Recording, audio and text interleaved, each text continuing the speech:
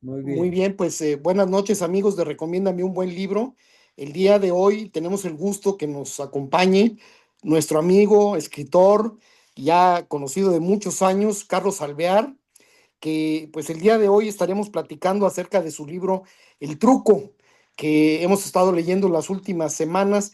Y pues a mí es un libro que la verdad me ha impresionado mucho porque mezcla muchas cosas, va de la época de la colonia al presente, habla mucho de Guanajuato, en fin, ya iremos platicando de todas esas cosas que a mí en lo personal me gustaron mucho del libro.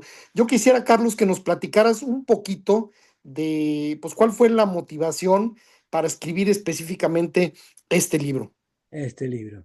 Pues mira, yo soy de Ciudad de México y estaba haciendo la cuenta y este año, hace 30 años, me vine a vivir a Guanajuato. Bueno, ahorita estoy en Puebla, pero me fui a vivir a Guanajuato. Fue un asunto un poco casual.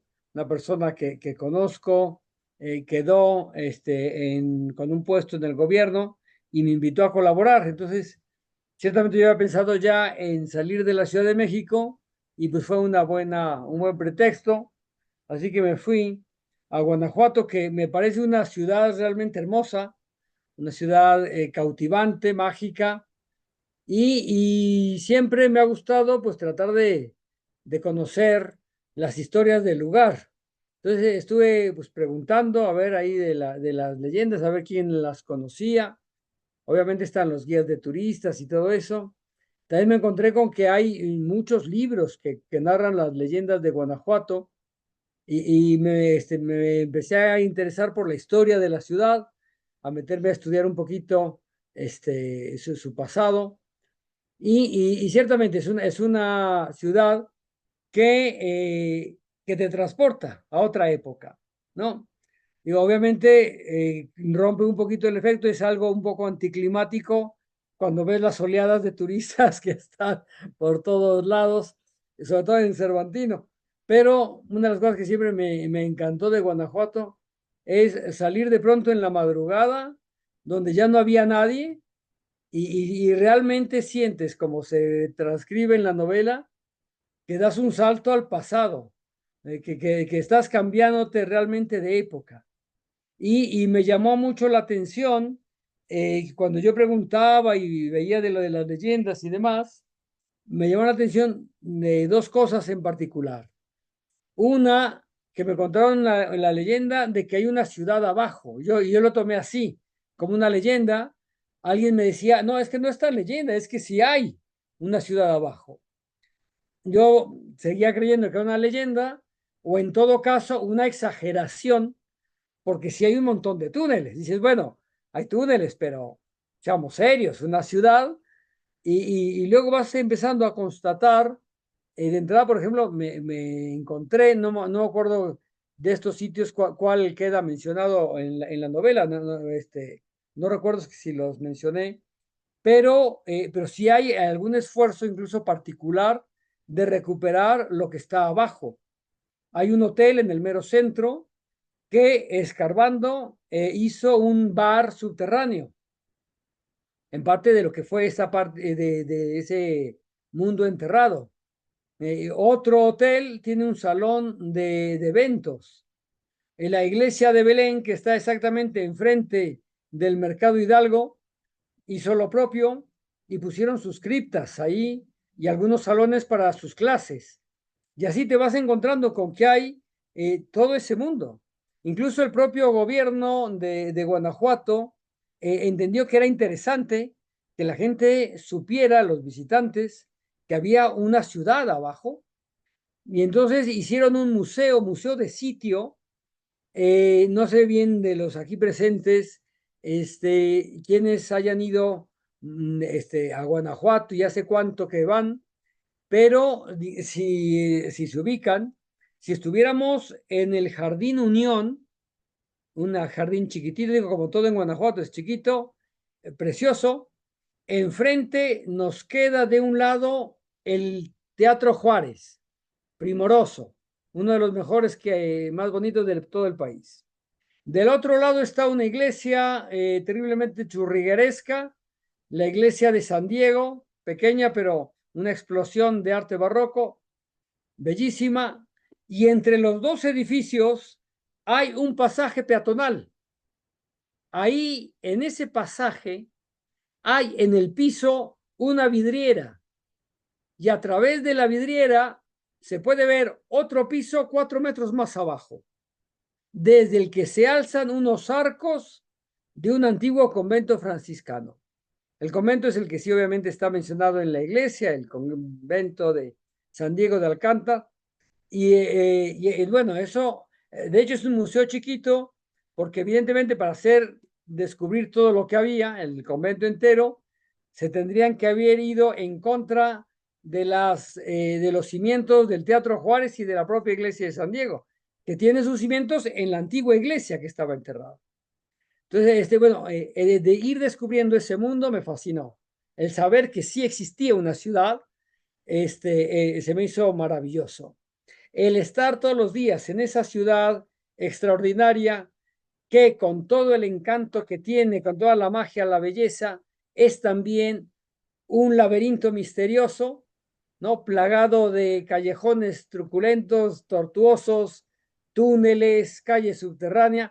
Todo eso me fue cautivando y al ir conociendo las leyendas, conocí la del Callejón del Truco, que me pareció muy interesante, una de las que más me gustaron, y que sin embargo, yo soy católico, me parecía que tenía desde ese punto de vista un error teológico. Al diablo no le interesaría una mujer, nunca, le interesaría el alma. Y entonces eso es lo que dije, bueno, ¿y qué tal si hacemos una historia de esto? De alguien que no está perdiendo y perdiendo, sino al contrario, que vende no su alma, sino la de su mujer para estar ganando siempre. Y que claro, ¿cómo va a entregar el alma? Y eso me pareció incluso que era interesante porque implica, bajo esa lógica, yo no sé las creencias de cada quien, pero si tomáramos la lógica del alma inmortal, es mucho más perverso intentar corromper a alguien para que se condene toda la eternidad que simplemente matarla, ¿no? Esa cuestión fue lo que me hizo, que me pareció que podía ser interesantísimo para trabajarlo en una novela. Y claro, empezaban ya cuestiones de movimientos políticos, esto que siempre en México es una cuestión interesante, cómo se mueven todos los devenires de los partidos y cómo la gente se acomoda y salta de un partido a otro y demás. En ese entonces no existía Morena, ya no, así que no sale cuando escribí la novela, pero bueno, eso es lo de menos. Se entiende perfectamente que es un mundo actual con este panorama político, y me pareció que se podía jugar muy bien una historia doble, ¿no? Que al final también es esa otra cosa que me interesa ir reflexionando, que eso creo que es una de las cosas que vale la pena de leer y de escribir, de los libros. Es un discurso con el que puedes estarte peleando, puedes estar reflexionando. Bueno, ¿dónde son los límites de la libertad humana? ¿No? Si ponemos dos historias iguales, separadas por 250 años, ¿fatalmente tendrían que terminar igual o no? ¿Qué tanto es factible que podamos elegir, aunque parezca que existe ese destino trágico? ¿No? ¿Qué tanto podemos tomar decisiones propias? Entonces, eso es lo que me parecía que podía ser también interesante. Y bueno, pues ahí estuvo. Esa fue la motivación. De hecho, incluso pongo una de las versiones más antiguas de la leyenda del truco, que era en verso. Pongo algunos de los versos ahí en la novela. Vete Isabel, vete luego de aquí, porque te he apostado y te perdí, ¿no? Y cae muerta la otra de la impresión. Y entonces Pues fue, está muy bien logrado y combinas ahí muchos elementos que ya iremos preparando, platicando. Si no tienes inconveniente, pues empezamos con las preguntas y siempre vamos dando el turno de acuerdo como fueron entrando aquí al Zoom. Así es ajá. que, pues Nela, adelante con tu pregunta. Buenas noches a todos. Un gusto tenerte con nosotros. Es la primera vez que te leo y tenía miedo Te por dio la miedo. portada. Tenía miedo por la portada. Agarraba el libro, luego lo detenía, me encontraba con esa novia, le daba vuelta. Pero pues eso me pareció un poco divertido. Sin embargo, fíjate que un poquito alargando lo que nos acabas de platicar acerca de esta estructuración que hiciste, empiezas el libro con una escena de la bañera, nos salpicas de sangre, pero eso no me causó el miedo que decía, bueno, está fuerte la escena, me acordé incluso de varias, por ejemplo, de Hitchcock, o sea, cinematográficamente pude hacer la Ujú. escena en mi mente, en mi cabeza. Sin embargo, creo que la parte que más me causó una reflexión es la parte de lo del alma, en donde ya nos narras cómo don Diego baja a la cueva y pasa todo este ritual y este evento, y el hecho de que pierde su humanidad, por decirlo de esa manera, el alma también, sale Ujú. como otro ente, y entonces también la parte del exorcismo, cómo la planteas, y dije, uy, me da esa cosa de, uy, de recelo, ¿no? Y me gusta porque planteas también esta parte de decir, oigan, ¿saben qué? Que al final Dios lo que quiere es dar como un perdón a cualquier ser de su creación, incluso a su ángel caído. Entonces, a mí esa parte me agradó mucho la reflexión y un poquito también al final como los pones ahí de, bueno, pues ¿saben qué? Que también Satanás, pues, él anda diciendo que se anda paseando siempre ahí en la tierra, ¿no? Ajá. Entonces, un poco mi pregunta es acerca de esta creación que decides hacer a través, o sea, ¿cómo decidiste de los elementos que pueden haber en la literatura del terror, etcétera? ¿Cómo decidiste escoger tu elemento como para generar ese miedo? Sí, pues bueno, tiene que ver un poquito con esto que estaba mencionando antes. Y me parece que también una de las cosas que puede causar un terror fuerte y que nos hace reflexionar, sea cual sea nuestra cosmovisión, es la pregunta de qué tanto sentido tiene la existencia. Y esa es una de las cosas que va a estar presente en toda la novela, ¿no? ¿Qué tanto tiene ese sentido? Y esa era una de las cosas que, digo, a mí me gusta aparte también mucho la filosofía, que quería que quedara plasmada, pero en ese imaginario, incluso muy propio de nuestra cultura, ¿no? Al final, el 85% de la gente sigue confesándose católica. Entonces, digamos, todo esto es parte de su cosmovisión. Y eso me parecía. También tiene algo de influencia, esta cosa que mencionas, de un libro interesantísimo de Giovanni Papini, que se llama así, El Diablo. Y él se pregunta también, bueno, ¿por qué Dios permitiría que el diablo esté paseándose por acá? Y termina contestándose, que eso digo, no es muy ortodoxo en realidad, pero dice, bueno, pues en una de esas lo está tratando de tentar, viendo las maravillas que hay en el mundo, a ver si en alguno de estos días este, regresa. Y me pareció una idea interesante también de manejar, pero con ese final un poco abierto, pues al final, de todas formas, pase lo que pase, se estará paseando por aquí, ¿no? Sí, creo que todo ese mundo de Guanajuato, más estas reflexiones que son muy mías también, muy íntimas del sentido de la existencia, de mis propias preguntas que yo me hago con mi fe, podían valer la pena, ¿no? La cuestión de lo de los exorcismos que se plantean, digo, son de hecho muy puntuales. El ritual es así. Al- este, me ha tocado ver un par de exorcismos. Ya es una cosa muy impresionante también, ¿no? Y es un rito de los más antiguos que se conservan, así tal cual como se usa hoy, nació prácticamente en el Renacimiento, sigue en latín y toda la cosa, pongo ahí algunos pasajes, le pedí a un amigo sacerdote que me prestara su ritual, ¿no? Romano, en el que viene de todo el rito, y vamos para poner algunos de los pasajes. Y además es una cuestión que me parece que podría funcionar muy bien desde el punto de vista literario, porque independientemente de la fe que cada quien sostenga, eso es algo, esa parte sobrenatural de la oscuridad, del mal, personificada, ¿no? Asumida por un ser, es algo que siempre nos ha espantado. De hecho, por eso tuvo tanto éxito la película del Exorcista, ¿no? También. Y todo ese tipo de películas funcionan muy bien. Y tienen también la reflexión de la libertad. Bueno, ¿dónde queda si es factible que alguien sufra una posesión?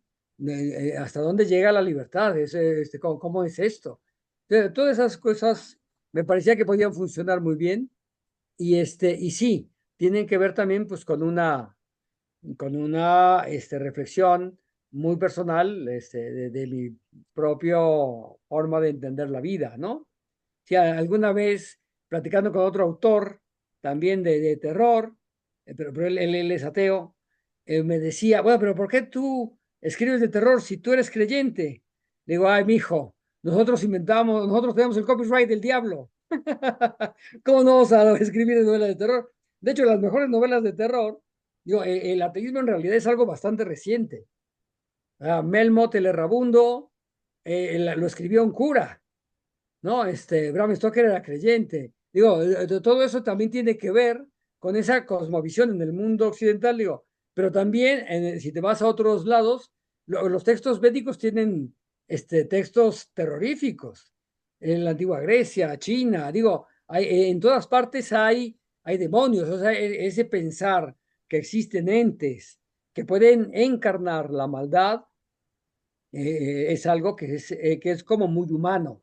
Digo, este texto, claro, está totalmente inmerso en la cultura de México, pero indudablemente lo podría entender cualquier persona, ¿no? Y eso creo que porque tiene que ver con estas preguntas muy humanas y también con ese imaginario que es muy universal de el ente que absorbe, asume la maldad y está en el mundo rondando, ahí buscando vivir con ese enfoque. Bueno, y sobre de esto, a mí bueno, digo, me gusta porque nos planteas, y creo que eso es lo que causa miedo, o sea, sabemos eh, la gente que es católica, creyente o no, por las influencias cinematográficas, que estos seres se presentan como algo tal vez que no pensamos que hay maldad en ellos. Y una de las reflexiones que me gustan en tu libro es que nos ponen algo sobre la soberbia, de decir, ¿quién te crees tú que eres como para considerarte que eres del bando de los buenos y de los malos, cuando en realidad la humanidad nunca va a saber realmente eso? El único que podría tener como una decisión, no sé, teológica, de fe, etcétera, etcétera, sería quien nos creó, ¿no? Esa parte me gustó. Ahora, mi otra pregunta sería... Fíjate, ya a la hora que nos empiezas a presentar lo del sótano, que ya logran, bajan y que ya Mauricio está con Don Diego, dije, ay, esta condenada momia, ¿qué onda? Entonces, a mí me surge la duda, ya nos explicas, ya casi cerca para el final, cómo fue que él, como humano, muere, ¿no? O sea, él se entera dónde está Isabel y dice, no, pues a esta no la voy a dejar, que se salga con la suya, como que le están haciendo un exorcismo, me va a ganar, etcétera. Entonces, ¿cómo confabula el mundo y los tiempos paralelos en donde tú nos estás poniendo a la par el accidente que tiene Don Diego y también el que tiene Mauricio, ¿no? Pero a mí me queda la duda de qué pasa con esa momia, porque en el libro creo que no viene que se deshaga, que se haga polvito, absolutamente nada. Entonces, yo tengo que preguntar eso. O sea, nos está guardando ese personaje a lo mejor en otro libro, se va a agarrar a alguien más, o la baraja no, tampoco dice que se haya destruido. Entonces, ahí a ver si nos Claro. puedes, si quieres, darnos respuestas, Ajá. dejarnos más en Claro, duda. claro. Entonces, Pues mira, nunca pensé hacer una continuación, pero me parece que ciertamente, digo, esa parte en concreto la quise dejar un poco abierta. De hecho, incluso hay un fragmento en la novela en la que, aunque se logra el exorcismo, el demonio que está dice, bueno, pero antes de que termine el final de los tiempos, yo de todas formas habré poseído a tantos. O sea, la cuestión es que la maldad seguirá ahí. Y eso es una realidad humana. Se crea o no se crea, digo, es algo que no podemos librarnos. Digo, si lo quieres poner en un término meramente humano, no hay un solo país que haya jamás podido erradicar la criminalidad. Puedes controlarla y nosotros mismos podemos intentar contenerla, pero ahí está. Y entonces eso me parece que también era parte de la cuestión. Ese dejarlo abierto, no necesariamente con que vaya a haber otra novela. Hay una cita que me parece muy interesante de Gilbert K. Chesterton, cuando escribe sus historias, un poco así, digamos, su Sherlock Holmes es un sacerdote católico que en el mundo inglés resulta un ser extraño, ¿no? Ahí todos son anglicanos o algo calvinista, lo que sea, pero no católico. El sacerdote católico es un ser raro y él elige un sacerdote católico para que sea su detective en sus novelas. Y hay una parte en la que le preguntan cómo es posible que él haya descubierto a tantos criminales. Y aunque él primero se resiste a contestar, termina diciendo, es que yo cometí todos los crímenes. Todos se escandalizan y dice, bueno, no es que yo los haya perpetrado, pero yo sé que no soy mejor que ellos.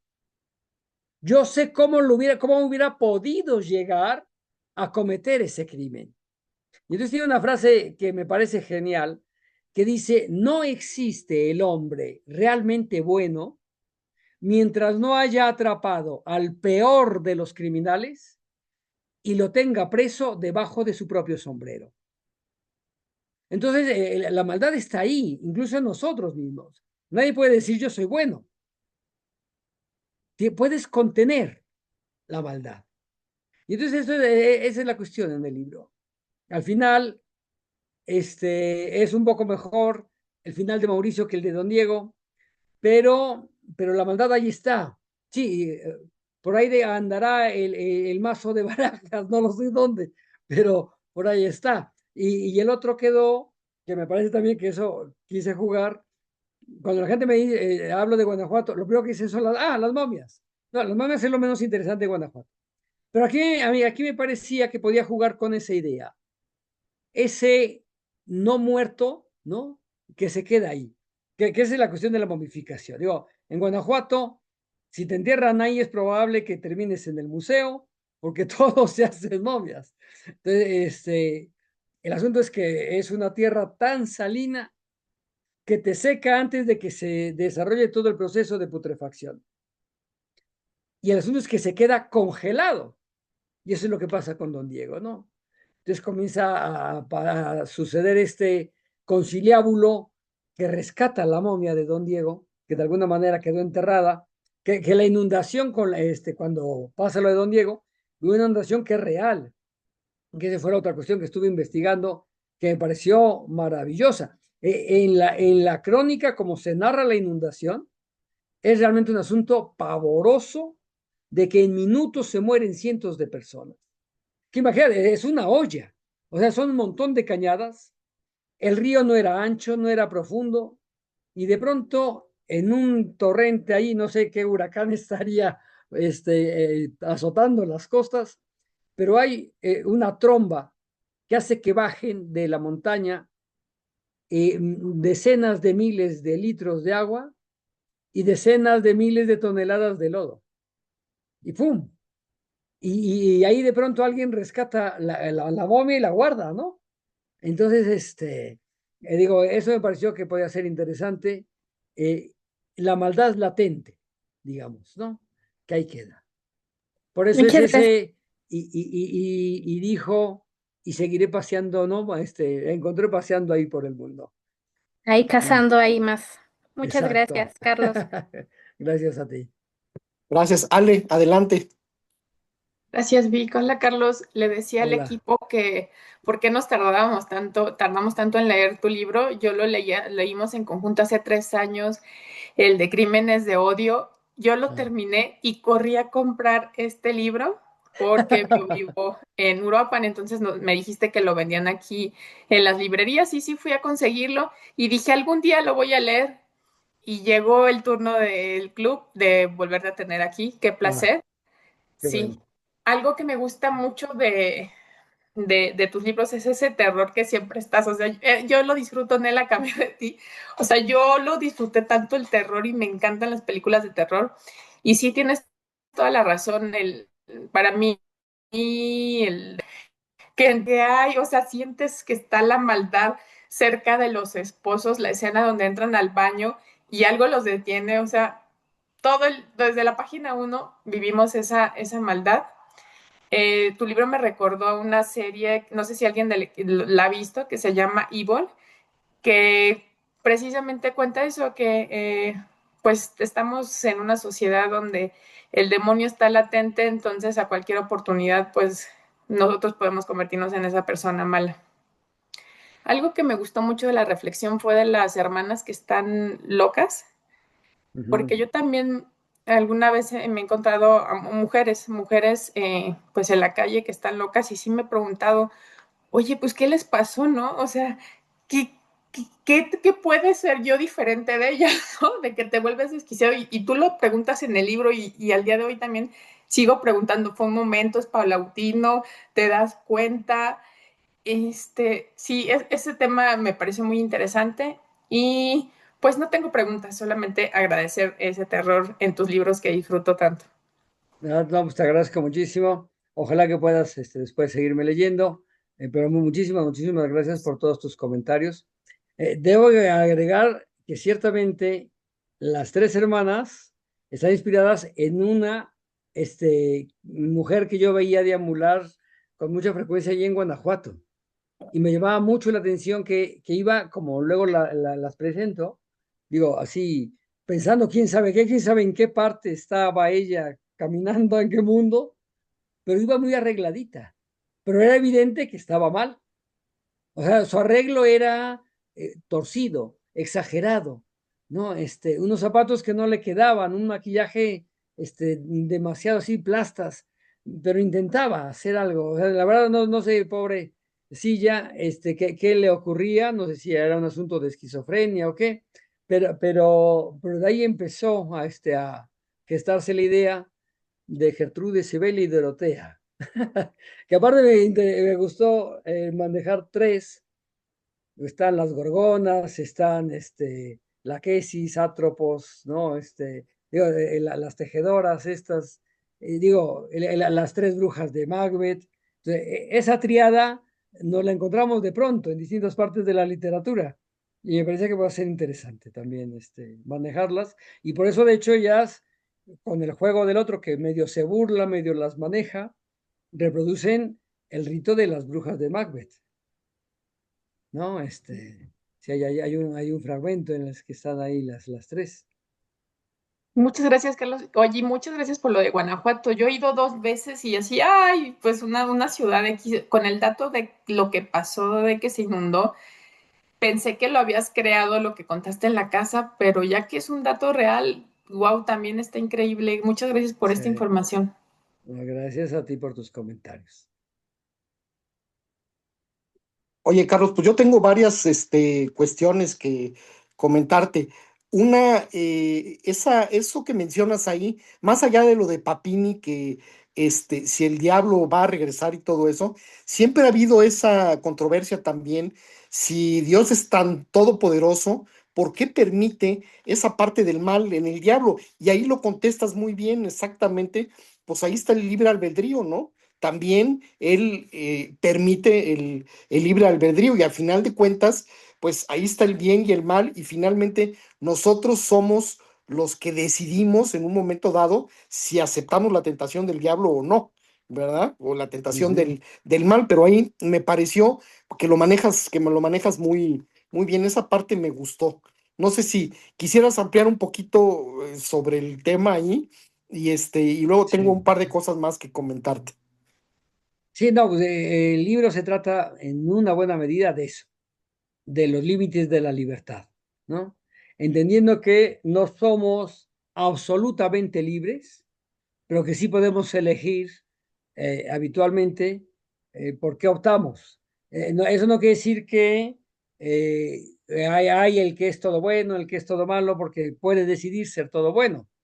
Digo, estamos con mucha frecuencia, con muchas debilidades y podemos elegir hacer daño en lugar de construir. Podemos elegir odiar en lugar de amar, ¿no? Todo ese tipo de cuestiones. Podemos elegir hacer daño en lugar de hacer bien.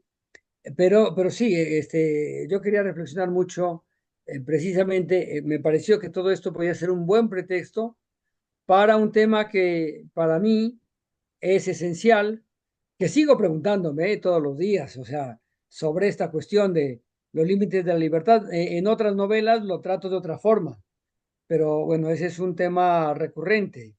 Alguna vez alguien me decía, en realidad solo escribimos un libro, ¿no? Y estás dándole vueltas de mil maneras.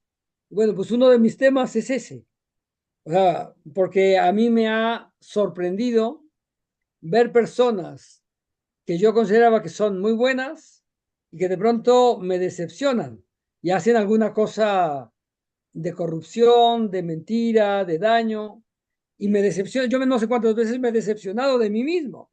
Ese es, en todo caso me sirve para no andar juzgando a todo el mundo, pero es algo que está ahí, que podemos estar optando. Hay un pasaje de la historia que me parece interesante, que tiene que ver con esto y con el asunto del sentido de la vida. Lo narra Víctor Frank, que era filósofo y también psicoanalista, el fundador de la tercera escuela de Viena de psicoanálisis, la logoterapia. Él fue huésped, claro, entrecomillado, de Auschwitz. Él era vienés y era judío y pudiendo haber escapado, porque le daban un salvoconducto, ya tenía el pasaporte, el boleto de avión y hasta una universidad gringa donde lo iban a recibir. Pero él dice, bueno, yo estoy diciendo que debo vivir para los demás y no sé qué, aparte me acabo de casar, aquí están mis padres, y yo salgo corriendo, o sea, eso no me parece que tenga sentido. Entonces se queda sabiendo que le puede costar el ser capturado y ciertamente termina en Auschwitz y ahí él debe haber presenciado, porque lo repite en varios libros, una anécdota muy interesante. Hay un sujeto que se escapa del campo de concentración. Pese a todos los guardias y toda la seguridad que hay, se escapa. Claro, los alemanes están, ¿cómo se nos escapó? O sea, si nosotros somos totalmente perfectos, ¿cómo es que se nos escapó? Entonces regresan enojadísimos y dicen, bueno, como ya no podemos castigar a ese, para que ustedes no vuelvan a pensar en que existe la posibilidad del escape, vamos a matar a uno de ustedes. No, se escapó uno, pues vamos a matar a uno. Y en realidad no les importa a quién, y entonces eligen al primero que está ahí. Entonces el otro comienza a llorar y comienza a decir que él tiene una familia, que espera que cuando termine la guerra poderse volver a reunir con su familia, que dependen de él en lo económico, todo, que por favor comienza a suplicar por su vida. Y entonces atrás se alza un tipo, Maximiliano Kolbe, y dice, oigan, si a ustedes en realidad no les importa quién va a morir, quisiera ser yo.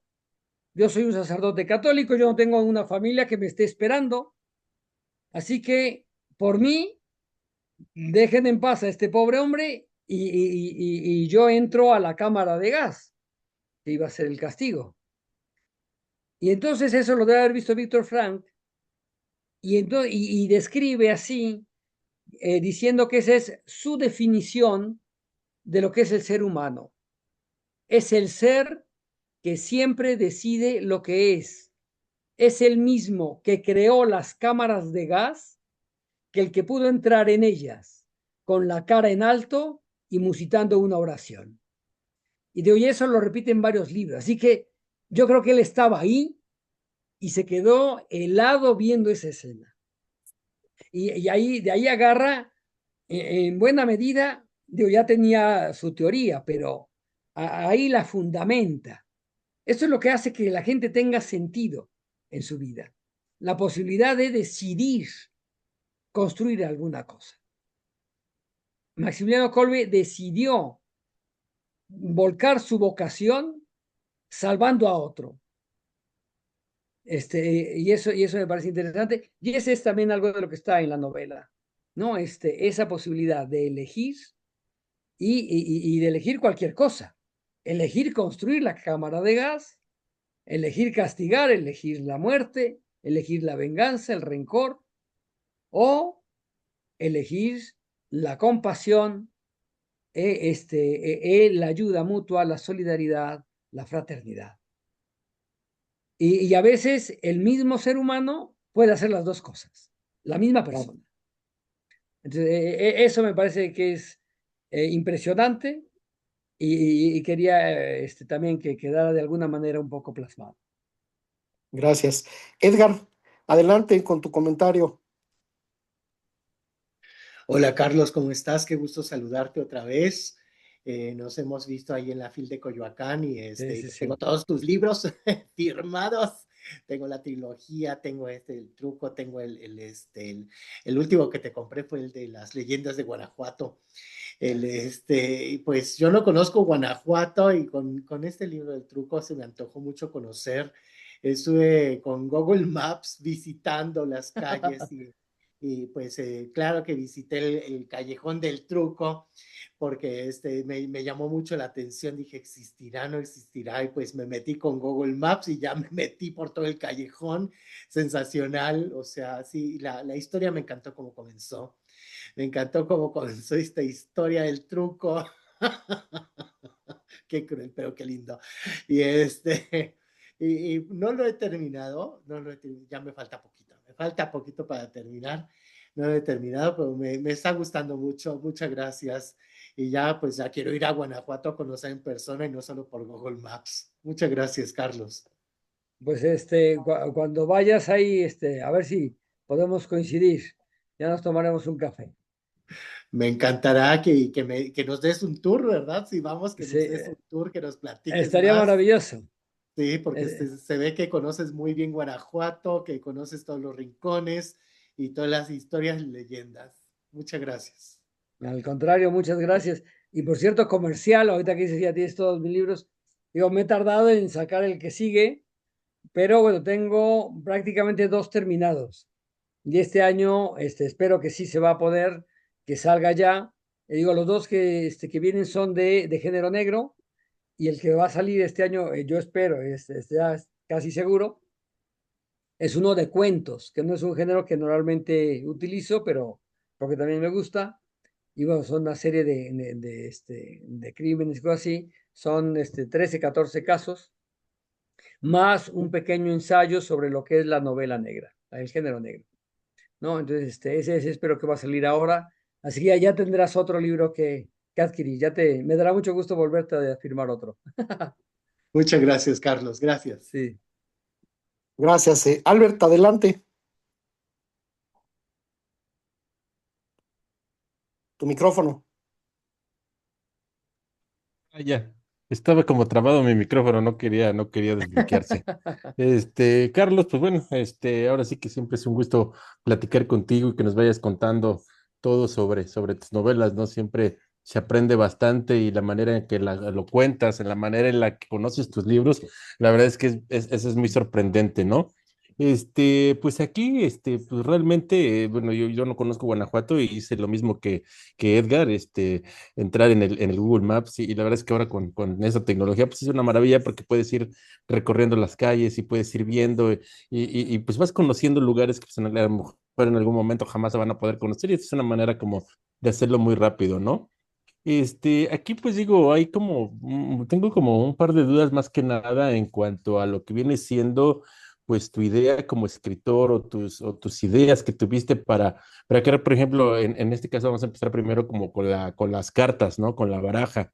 Siempre ha habido pues esta parte del misterio y de saber que hay objetos que a lo mejor en cierta manera están poseídos, ¿no? Una de ellas es la Ouija, pues en este caso tú manejas la baraja, que pues bueno, la Ouija es como muy conocida totalmente, pero la baraja a lo mejor no. Entonces, ¿cómo llegaste a esta parte de la baraja? ¿O cómo decidiste ir pues manipulándola, irla creando, pues crear tu juego, o en este caso, si recurriste por ahí a algún chamán como para curar alguna, o no sé, ¿cómo llegaste ahí a tu baraja? Sí.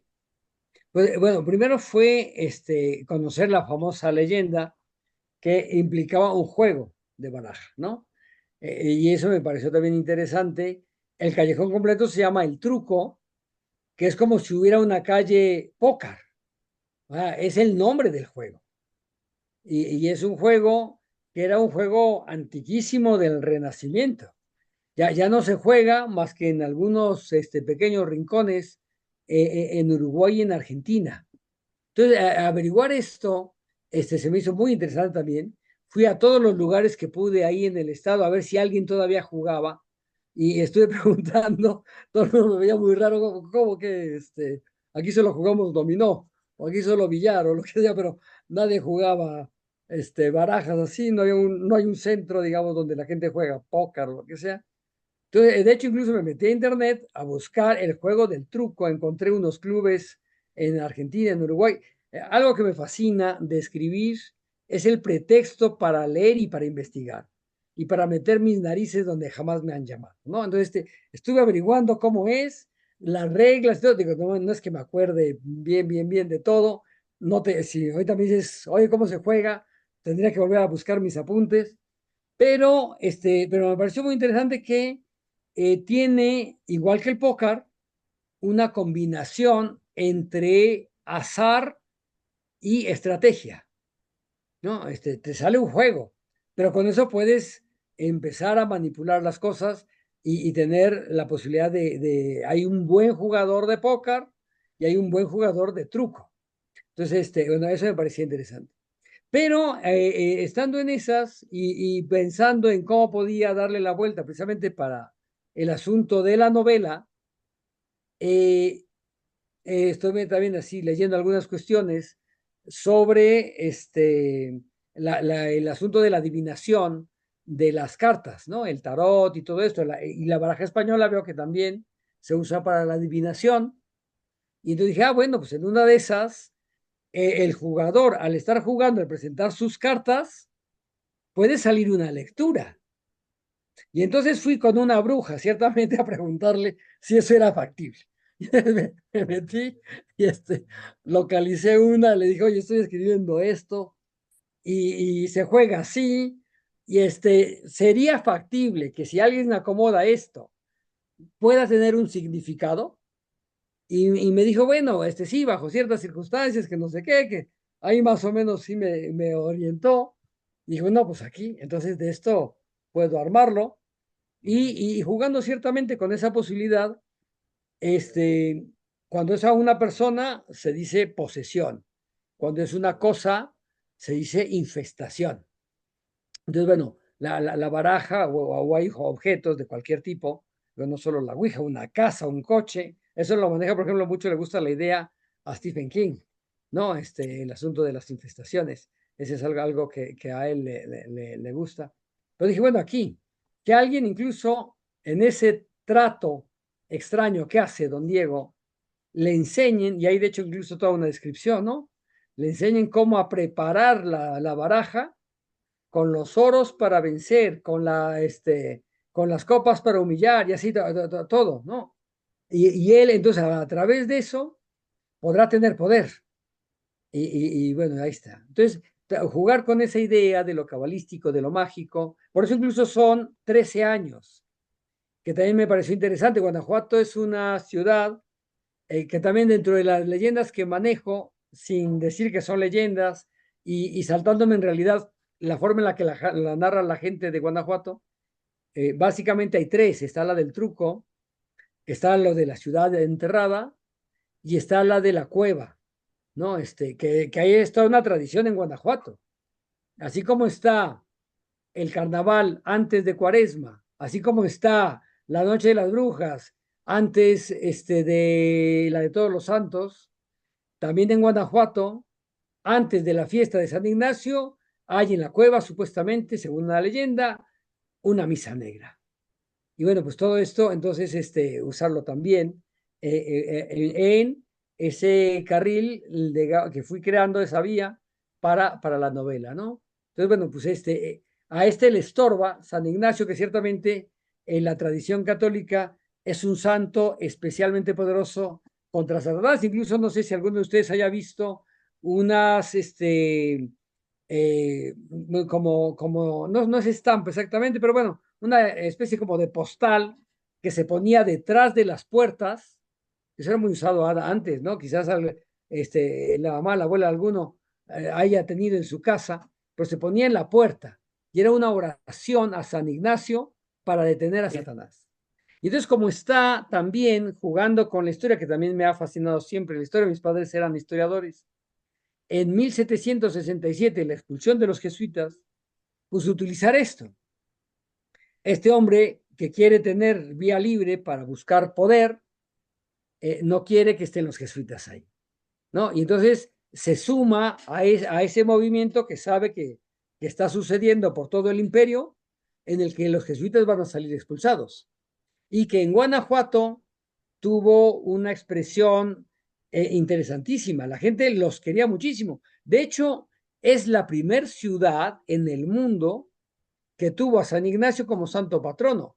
Incluso lo pidieron antes de que se canonizara, cuando todavía era beato, y se les concedió.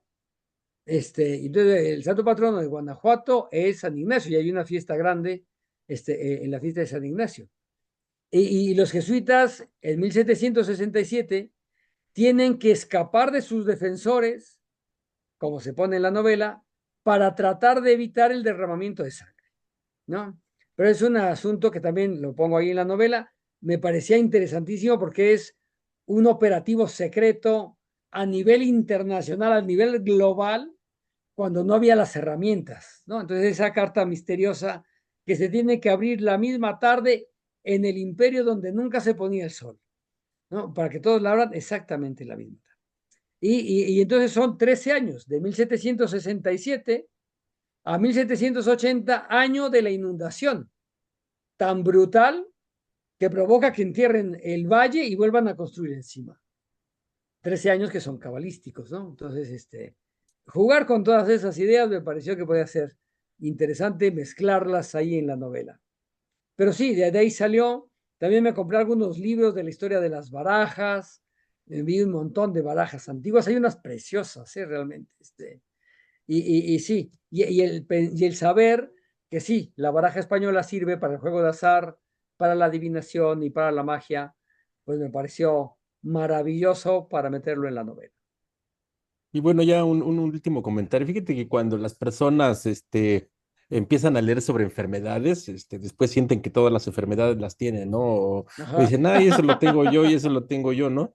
En el caso de un escritor, y en el caso tuyo en especial sobre el terror y que vas escribiendo y vas inventando y vas creando ¿Quieres cosas, saber si estoy poseído? a lo mejor no, no, a lo mejor no por ese lado, pero sino a lo mejor de repente que sentías la presencia de tus personajes o de cosas oscuras o que ya de repente se movió algo o que estás escribiendo y el niño con la daga te aparecía y nada más te veía, no sé, cosas así, o sea, ¿qué tanto hay esa parte como escritor de sentir esa presencia que pues, mientras la estás escribiendo, ¿no? Sí, sí, sí, sí. Pues mira,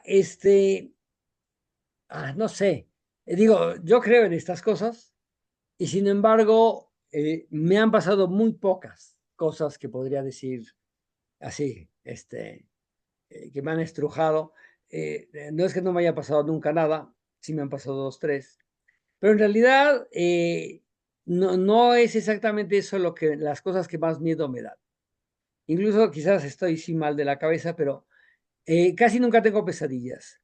Pero cuando llego a tener pesadillas, la mayoría de la gente se despierta y trata de no dormirse un rato para que aquello se vaya y ya descansar. Yo trato de dormirme de inmediato para que no se me vaya la idea. Digo, aquí hay una buena idea.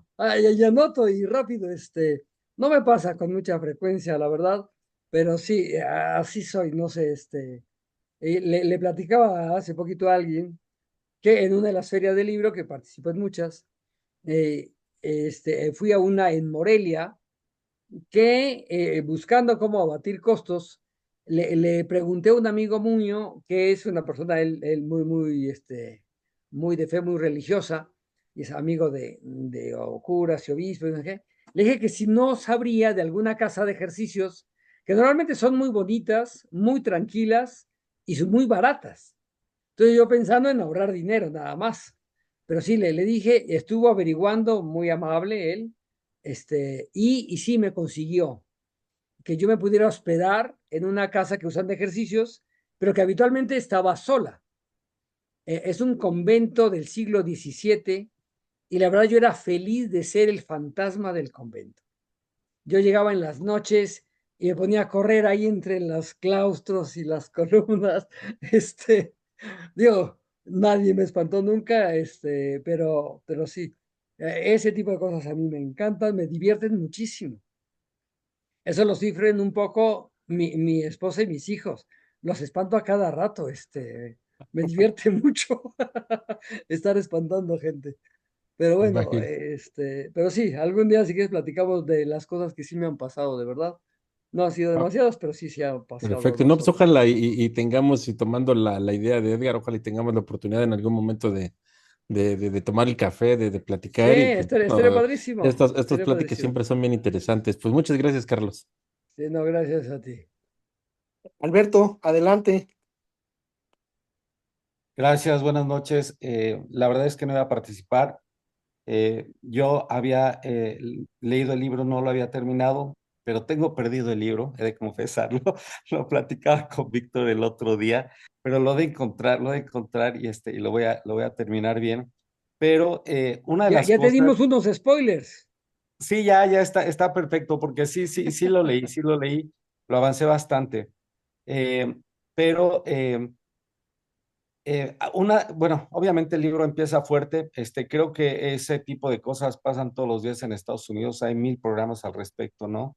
La maldad humana, la locura, ¿no? Es un poco demencia, un poco el demonio en cada uno de nosotros.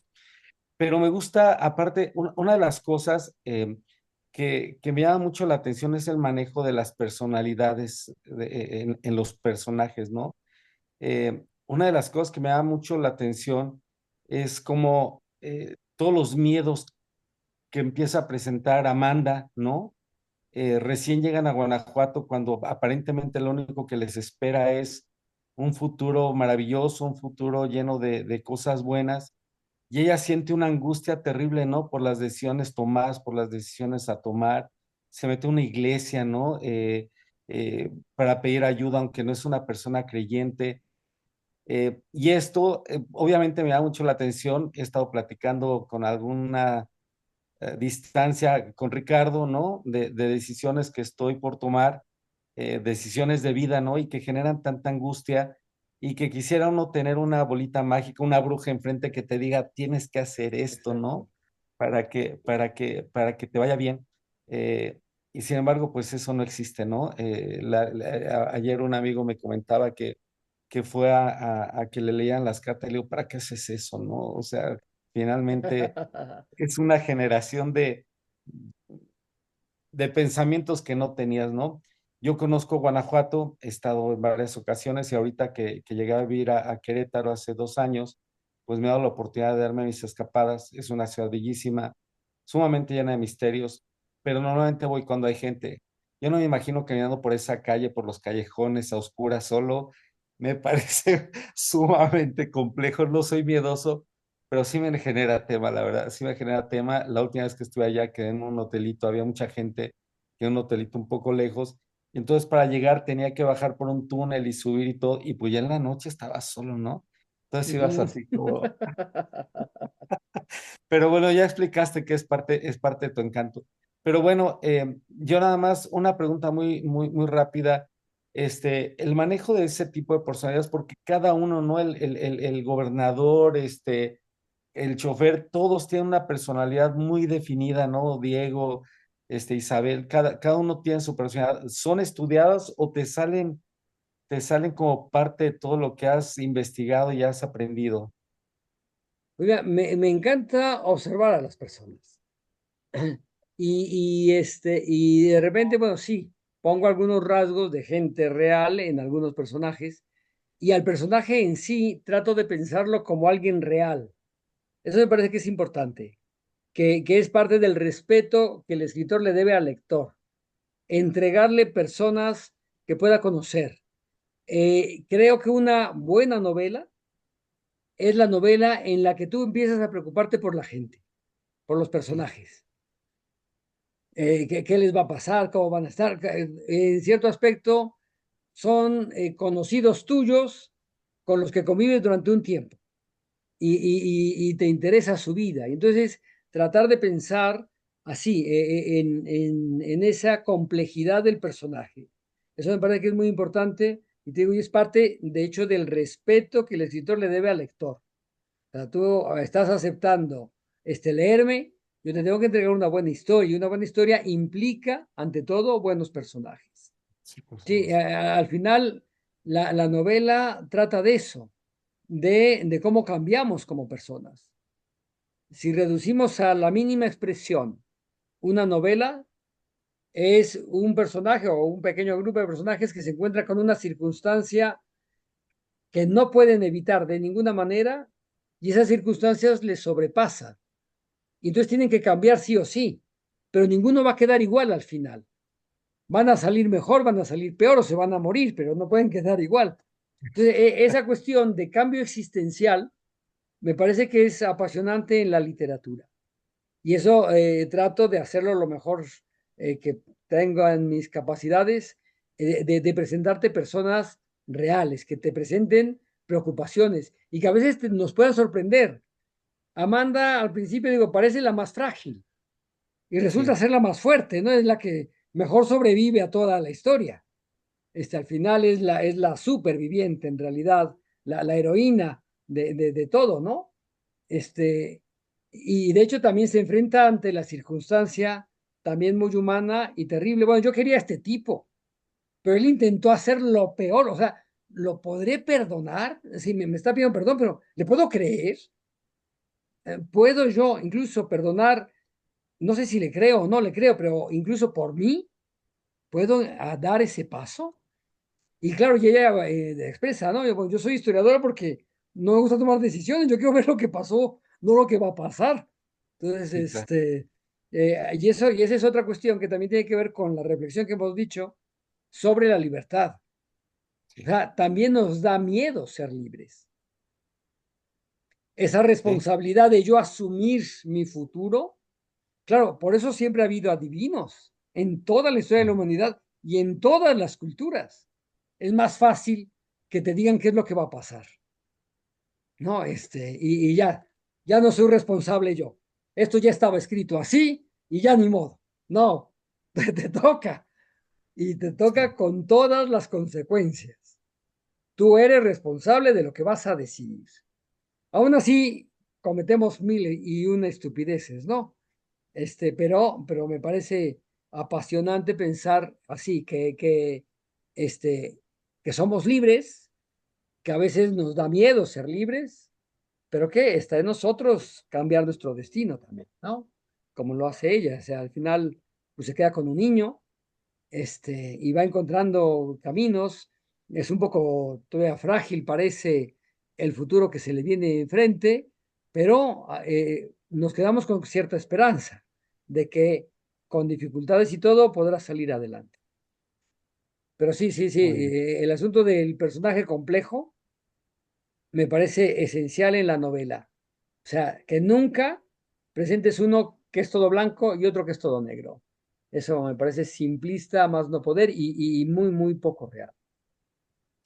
Sí, la verdad es que fue algo de lo que he estado disfrutando. Los personajes creo que tienen mucha fuerza y bueno, sigo buscando mi libro, va a aparecer y en la próxima que nos veamos, obvio, lo llevaré a que me lo firmes porque es un muy buen libro. Agradezco mucho el tiempo. Al Felicidades. contrario, al contrario. Y vayamos programando ese café en Guanajuato.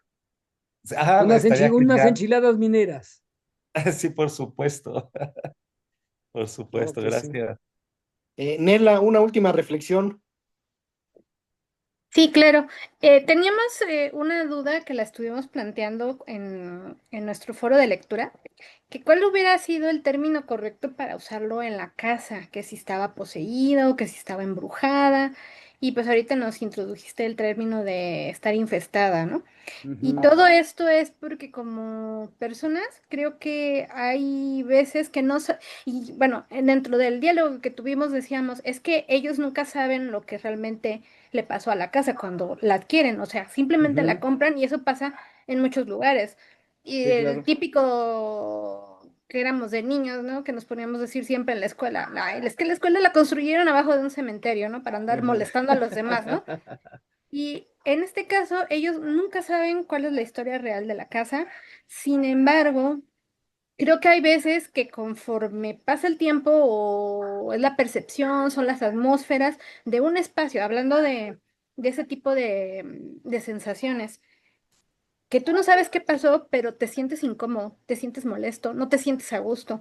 Entonces, es un poco lo que llega a pasar con Amanda, lleva al padre y ven todo lo que pasa, o sea, y aún así no tiene ningún momento en poderlo platicar con Mauricio. Y entonces, pobre casa, sana y la vuelven otra vez un cochinero. Entonces es un eterno ciclo. Entonces a mí me gustaría que nos contaras acerca de esa concepto que le diste a la casa, ¿no? Por favor. Sí, cómo no. Sí, esa idea también me parece muy, muy interesante. La cuestión de qué tanto dejamos cosas, ¿no? Qué tanto hay, digamos, desde un punto de vista meramente físico, un aroma que se queda, ¿no? Ahora, gracias también a la física cuántica, sabemos que en una buena medida todo es energía. Y bueno, cómo se ha trastocado. Hay incluso una cuestión que es interesante, así en la física cuántica. Un principio, ahorita se me fue cómo se llama, pero si hay dos moléculas, dos átomos que tuvieron interacción, si después se les separa y se manipulan, aunque tengan cientos de kilómetros de distancia, el otro reacciona. Entonces, de alguna manera, esas conexiones me parecen interesantes, ¿no? Algo dejamos, algo se queda. Y incluso desde el punto de vista, digamos, ya aquí con la lógica de la novela, en esa entendido de la parte teológica, hay una parte en el Evangelio que siempre me ha llamado mucho la atención, que es en una ocasión en la que va pasando Cristo y sin que él decida, una mujer se le acerca y le toca el manto. Y él dice, una energía ha salido de mí.